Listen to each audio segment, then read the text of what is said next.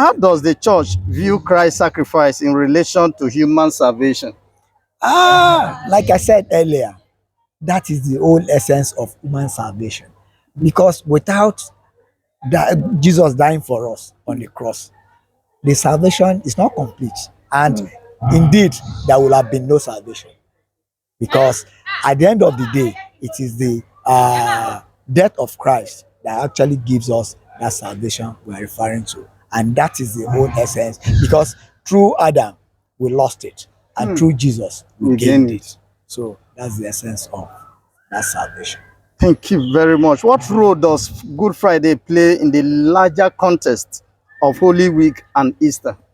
Yes, the Holy Week actually started with Passion Sunday. That's Palm Sunday. And of course, when you go through it, you have a series of activities during the week. And of course, well, I will say that the peak of it, because when you look at the trajectory, it's coming up, it gets to Good Friday. That's the summit, that's the peak. Then, of course, when you are going through the crescendo, you now have Easter Sunday. And of course, we'll meet him at Galilee on Easter morning. Out of Good Friday and Easter, which one is the peak of our faith? If there is no Good Friday, there will be no Easter. So one leads to the other. So you mean the peak is the Good Friday or the Easter? Well, one leads to the other, I would say. Well, if you want me to say it, I would say it's a plateau rather than a peak. That is, you go from Good Friday, you are like that. You know what a plateau is. You remain there at that level. Then, of course, you can come down later, or you remain there in terms of your faith. Thank you very much, sir. It's been a pleasure. Why is the Mass not celebrated on Good Friday today? We notice that Mass is not celebrated. It's obvious, because it's the day Christ sacrificed himself. Jesus Christ sacrificed himself on that day, Good Friday. And there's no bigger service or Mass that you can think of. When did he sacrifice himself or they killed him?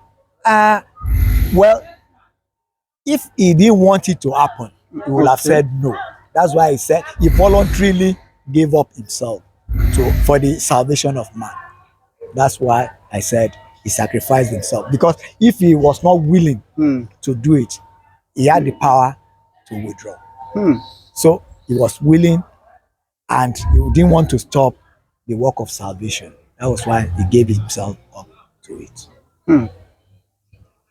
That is a very good one. What is the significance of veneration of the cross on Good Friday? Yes, veneration. Can that materialize to idol worshipping, as some can infer? No. You see, one of my professors used to say that a picture is better than 1,000 words.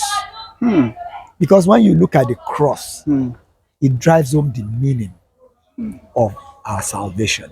It's a symbol of our salvation. That's why you venerate the cross. Okay, so the cross that we venerate is symbolic. It's symbolic. Do we say anything while venerating the cross? You pray. Okay. You pray. Because why you pray is that, you see, it's an event that goes through you. It's a process. It's not just something that you just say, let it be done. It's a process that you go through, and your whole body, your whole spirit goes through it, and you pray.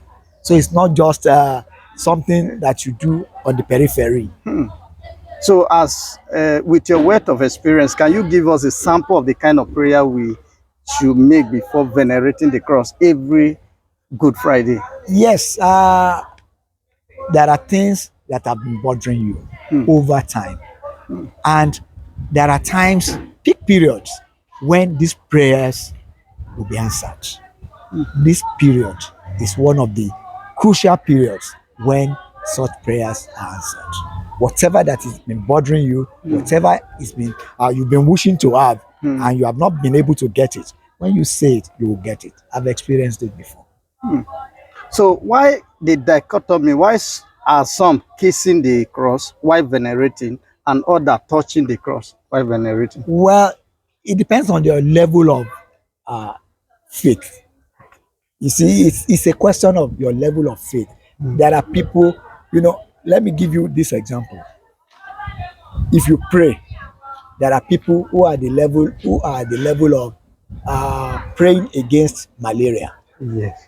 There are some at the level of praying against headache.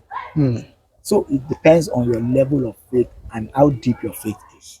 That's what determines how you relate to such things. That's excellently submitted. How do you explain the mystery of redemptive suffering to someone struggling with pain and skepticism? You see, if we go back and look at the stations of the cross that we did, Yes. that was where we started today on Good Friday. Yes. You'll be able to reenact those things, and when you reenact, you will feel the pain yourself. I mean, the fact that you are not doing it within the church premises, you went out, you are able to imagine, you are able to reenact the activities of what happened those days, and it brings you the feeling that yes, what Jesus went through was not something easy, was not something that you can just wave aside. But the question now is, in anguish, in pain, how can we relate the suffering of Christ to our suffering? Of course, I thought he has suffered for us to enjoy. Why are we now experiencing pain? You see, Especially in moment of excruciating pain. You are in the hospital crying and they tell you about Jesus. He said it, you are in the world. The pain will come, but he has overcome for you.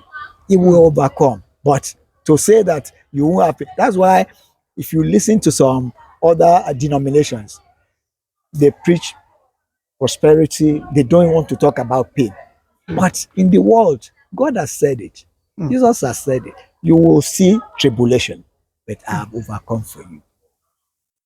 Thank you very much, sir. You have done a very great justice to the questions we have today. The last question I have for you today is, what are the key elements of the Good Friday liturgy in the Catholic Church? Yes, the key elements. Well, submission. You have to submit to the will of God.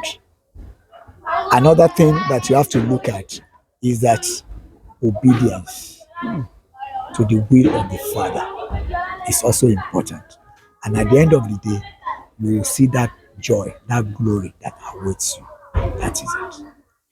So what is your advice to our viewer, especially non-Catholic, who are not able to experience this season? You see, let me tell you this. I want to see this like an elephant. We have the elephant, but these other denominations, it's as if they are holding different parts of the elephant and they are describing what they are seeing. They are not seeing it as a whole. You are looking at the fang, that's what you are preaching. You are looking at the leg, that's what you are preaching. You are looking at the backside, that's what you are preaching. And we preach the totality. We preach the totality. And I will advise that a day, and I pray fervently too, that a day will come when we will have that unity of faith, so that we can come together and now tell the world that yes, in unison we can actually achieve more. And of course, our faith will be strengthened. The way they are doing it now is a cacophony of religion. Thank you very much for that submission. Sir, your name again? Professor Marcus Bola Eleruja. Thank you for your time, sir.